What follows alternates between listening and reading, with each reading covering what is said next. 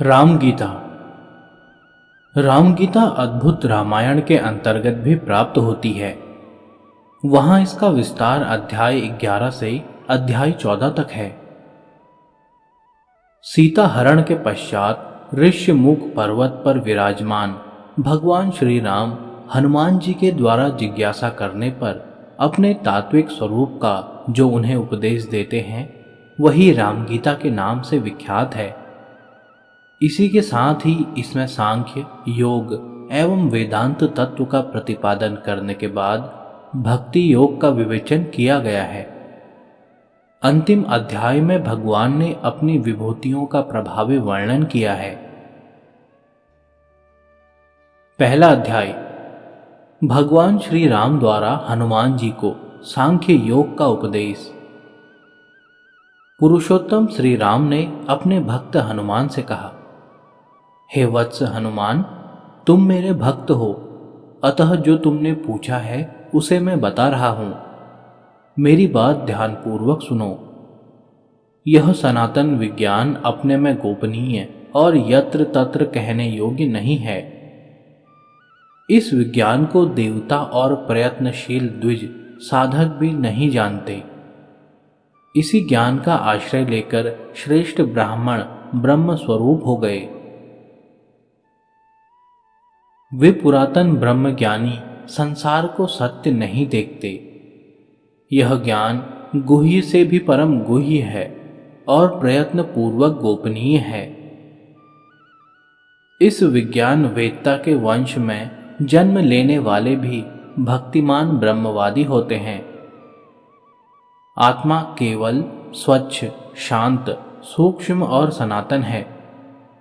वह आत्मा सबके अंदर स्पष्ट, प्रकाशमान और चिन्मय रूप से स्थित है।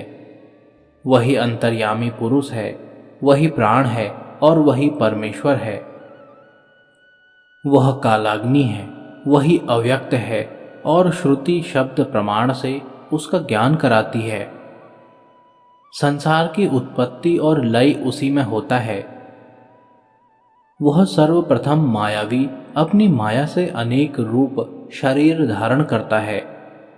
यह कहीं आता जाता नहीं और न किसी को संचालित करता है। हे वानर श्रेष्ठ, न तो यह पृथ्वी है, न जल है, न तेज, न वायु अथवा आकाश है।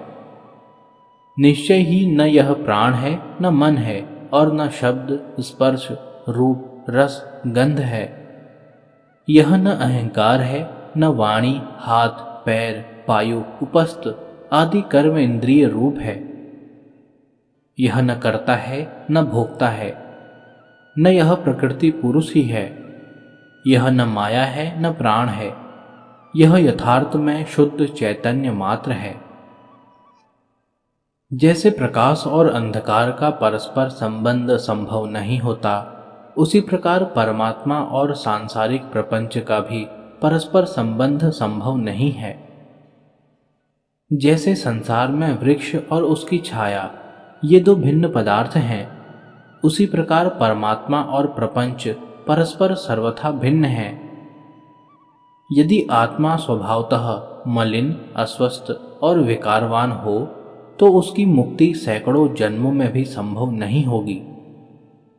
किंतु जीवन मुक्त मुनिजन तो अपनी आत्मा को यथार्थतः विकारहीन, दुख रहित, अव्यय और आनंद स्वरूप देखते हैं।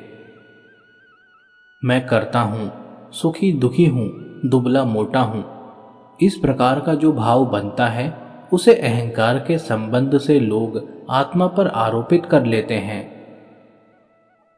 वेद के तत्वज्ञ उस अनश्वर भोक्ता को सर्वत्र व्याप्त जानकर उस साक्षी आत्मा को प्रकृति से परे कहते हैं। इसलिए सभी देहधारियों के लिए यह संसार अज्ञान मूलक ही है। प्रकृति के संसर्ग से अज्ञान के कारण यह संसार अन्यथा प्रतीत होता है। आत्मा तो नित्य जागृत, स्वयं प्रकाश, सर्वत्र व्याप्त परम पुरुष है। अहंकार के अज्ञान के कारण यह जीव अपने को कर्ता मान बैठता है। ऋषिगण सत और असत रूप नित्य आत्म तत्व का निश्चय ही अनुभव करते हैं। वे ब्रह्मवादी प्रधान प्रकृति को कारण रूप जानकर उससे संबद्ध होने के कारण कूटस्थ निरंजन अक्षर ब्रह्म को तत्वतः नहीं जान पाते। अनात्म तत्व में आत्मा की भ्रांति बुद्धि होने से ही दुख और सुख होते हैं। राग द्वेष आदि दोष भी उसी भ्रांति से जुड़े रहते हैं। इसी कारण कर्म में पाप पुण्य का समावेश शास्त्र अनुसार हो जाता है और उसके वशीभूत सभी को देह धारण करना पड़ता है। आत्मा तो नित्य सर्वव्यापी कूटस्थ दोष रहित और एक अर्थात अद्वितीय है, किंतु माया की शक्ति से उसमें भेद प्रतीत होता है, स्वभावतः नहीं। इसलिए ज्ञानीजन यथार्थ में अद्वैत की ही सत्ता कहते हैं, किंतु माया आत्मा के साथ लगी रहने के कारण वह अव्यक्त आत्मा भी स्वभावतः भेद वाली प्रतीत होती है। जैसे धुएं के संपर्क से आकाश मलिन नहीं हो जाता, स्वभावतः स्वच्छ बना रहता है, उसी प्रकार अंतःकरण में उठने वाले राग द्वेष आदि भावों से आत्मा लिप्त नहीं होता। जैसे स्फटिक मणि अपनी स्वच्छ प्रभा से प्रकाशित रहती है, उसी प्रकार उपाधि रहित निर्मल आत्मा भी स्वयं प्रकाशित रहता है। बुद्धिमान लोग इस संसार को ज्ञान स्वरूप आभास मात्र कहते हैं, किंतु मंद बुद्धि मूर्ख इसे यथार्थ सच्चा समझते हैं। भ्रांत चित्त लोगों को कूटस्थ निर्गुण सर्वव्यापी स्वभावतः चैतन्य रूप आत्म तत्व भी पदार्थ जैसा प्रतीत होता है। जैसे लोग शुद्ध स्फटिक मणि को भी लाल पदार्थ के संसर्ग से लाल ही देखते हैं, उसी प्रकार परमात्म तत्व के प्रति भी भ्रांति रहती है। इसीलिए मुमुक्षु लोगों को अक्षर शुद्ध सनातन सर्वव्यापी अव्यय आत्म तत्व का ही चिंतन मनन श्रवण तथा अनुसंधान करना चाहिए। जब योग साधक के मन में सदा सर्वव्यापी चैतन्य का प्रकाश निरंतर बना रहता है, तब उसे आत्म तत्व की उपलब्धि होती है। जब वह योगी सभी प्राणी पदार्थों को स्वयं अपने भीतर और स्वयं को सभी में देखने लगता है, तब वह ब्रह्म स्वरूप हो जाता है। जब वह अन्य प्राणी पदार्थों को अपने भीतर ही देखता, तब अन्य की सत्ता से रहित परमात्मा से एकीभूत हुआ वह योगी केवली भाव को प्राप्त हो जाता है। जब उस योगी के हृदय से संपूर्ण कामनाओं का लोप हो जाता है, तब वह प्रज्ञा संपन्न अमृतत्व को प्राप्त होकर परम कल्याण का भागी हो जाता है। जब विभिन्न भूत पदार्थों में योगी की एकत्व दृष्टि हो जाती है, तब उसी दृष्टि का विस्तार होकर उसे ब्रह्म भाव की प्राप्ति हो जाती है। जब वह योगी यथार्थ रूप में केवल आत्मा के अस्तित्व को देखने लगता है और संपूर्ण बाह्य जगत को माया मात्र जान लेता है, तब उसे परम शांति प्राप्त होती है। जब उसे जन्म बुढ़ापा दुख रोग आदि की एकमात्र औषधि ब्रह्म ज्ञान की प्राप्ति हो जाती है, तब वह योगी साक्षात शिव स्वरूप हो जाता है। जैसे संसार के विभिन्न नदियां और नद सागर में जाकर एक रूप हो जाते हैं, उसी प्रकार आत्मा उस अक्षर निष्कल परमात्म तत्व में मिलकर एक हो जाता है। इसलिए यथार्थ में ज्ञान की ही सत्ता है, न तो प्रपंच की और न सृष्टि की कोई स्थिति है। संसार में अज्ञान से ज्ञान ढका रहता है, इस कारण लोगों में मोह उत्पन्न हो जाता है। वह ज्ञान निर्मल सूक्ष्म निर्विकल्प और अविनाशी है।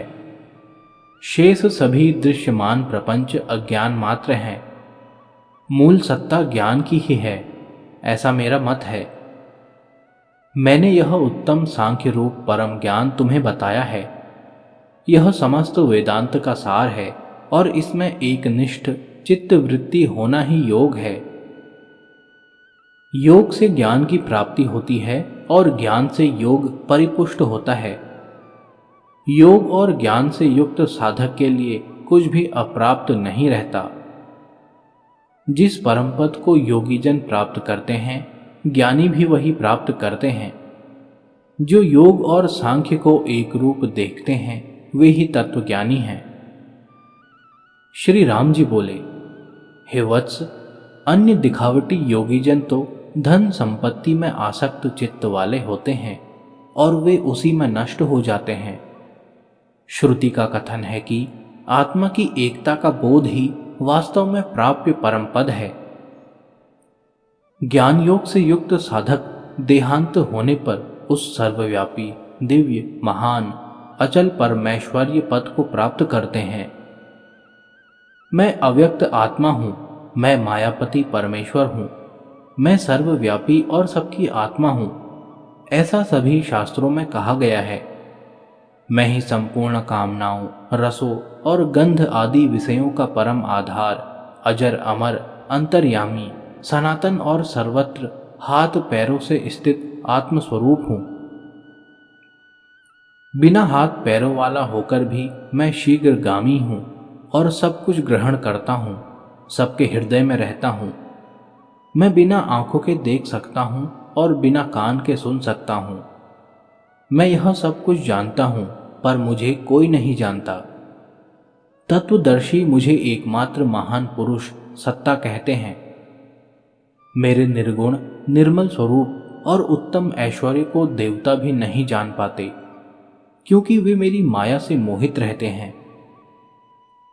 मेरा जो सर्वव्यापी परम गुह्य अव्ययी स्वरूप है, उसमें तत्वदर्शी योगीजन सायुज्य मुक्ति प्राप्त करके प्रविष्ट होते हैं।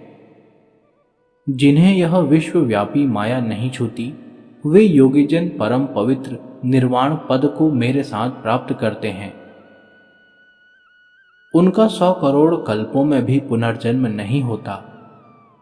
हे वत्स, मेरी प्रसन्नता से तुम्हें यह ज्ञान प्राप्त हुआ है। यही वेदों का भी अनुशासन है।